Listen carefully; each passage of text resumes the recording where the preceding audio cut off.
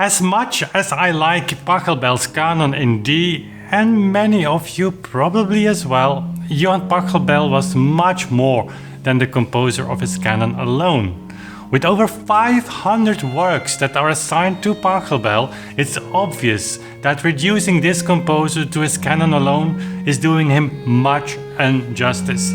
But there is one important fact on top of that: the huge influence Pachelbel had on another composer we might know a little bit better, Johann Sebastian Bach. Hello everybody, my name is Ímpetus and welcome to Authentic Sound. This channel is all about exploring the music from Bach to Beethoven and beyond, with the single goal to inspire you on your journey as a musician or as a music lover. An inspiration occurs when we are touched by something that is close enough to what we know, but at the same time points us towards a direction that is unknown. At the end of this video, I'll play for you a Ricercar from Pachelbel's hand, a piece that I just grabbed from the bookshelf and points strongly to a variety of works by Bach. You'll hear fragments distantly pointing to his musical offering, at least in style, the art of fugue even, but also, strikingly in fact, to fragments that Bach seems just to have copied into another famous work, the Canzona in D minor he wrote for organ. So Pachelbel was born in Nuremberg in 1653 and as a teenager explored southern Germany, where he was surrounded by a rich musical culture shaped and influenced still by composers such as Frescobaldi and Gabrieli. 20 years old, in 1673 he moved to Vienna, political and musical capital of the Habsburg Empire. There he met and worked with famous composers such as Kerll and Muffat, while studying at the same time the music of his predecessor Froberger. In 1677, Pachelbel changed Vienna for Eisenach. He quickly befriended the Bach family, where only 8 years later one of the greatest composers of all times would see daylight. Ambrosius Bach, Johann Sebastian's father, was a prominent member of the Bach clan, who dominated the region in such way that if a musician was needed somewhere, often a Bach was asked for. Pachelbel stayed only 1 year in Eisenach, but the bond between him and Ambrosius must have been really deep. He moved to Erfurt in 1678, a place where he would stay for 12 years.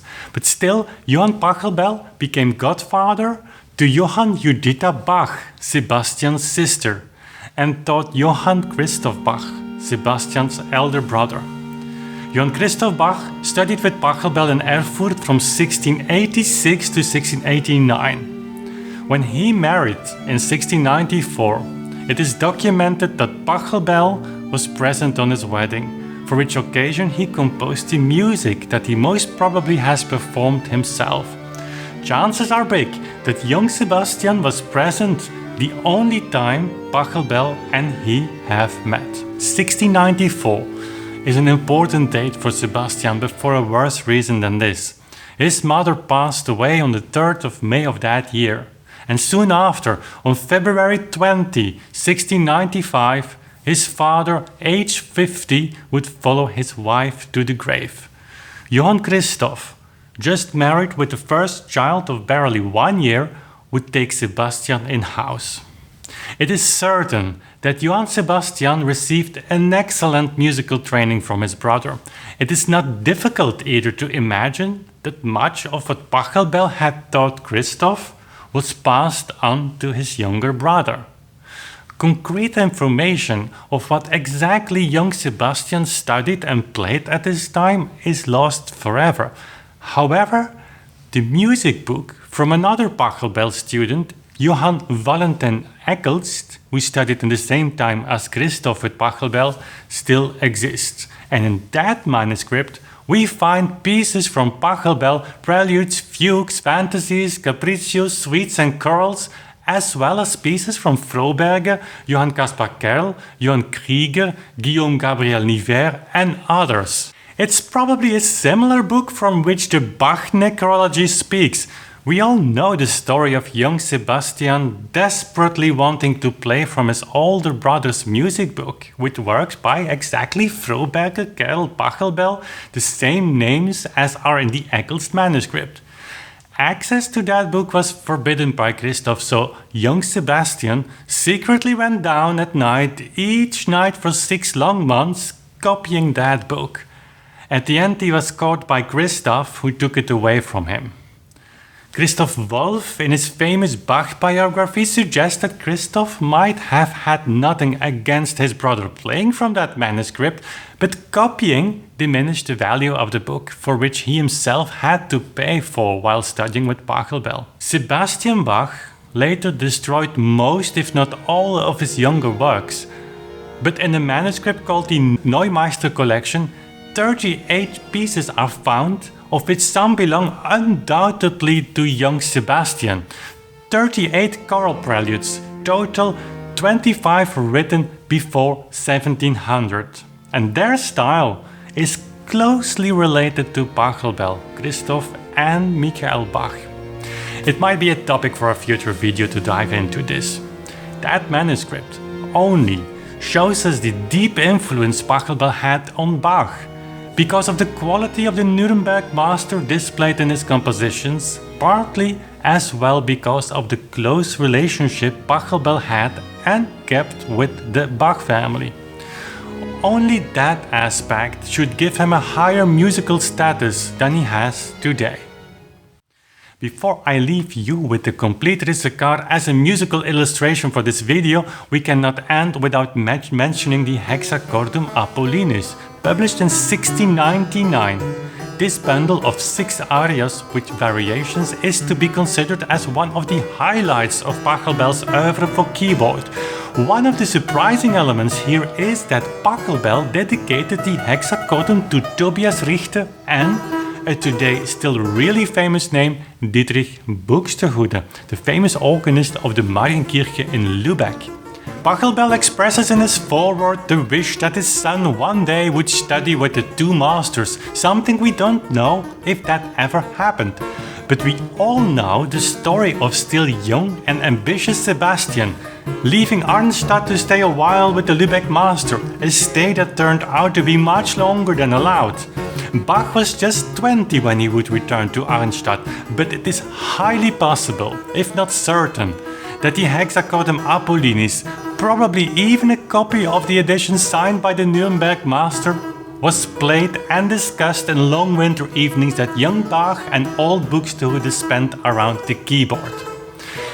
And as with Mozart, also for a genius like Bach, impressions like these had a deep influence in the development of his own style.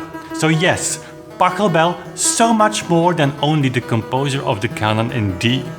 Our recording of the Hexachordum Apollinis, the first complete clavichord recording, might be an upstep for more in the future, who knows. So, I will leave you with my almost improvised recording of the Ricercar, written in my Berenreiter edition as an organ piece with pedal, but perfectly playable on keyboard too.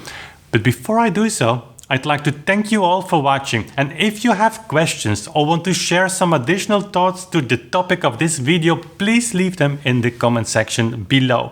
And if you are new to this channel, hit that subscribe button, and then we'll see each other soon again.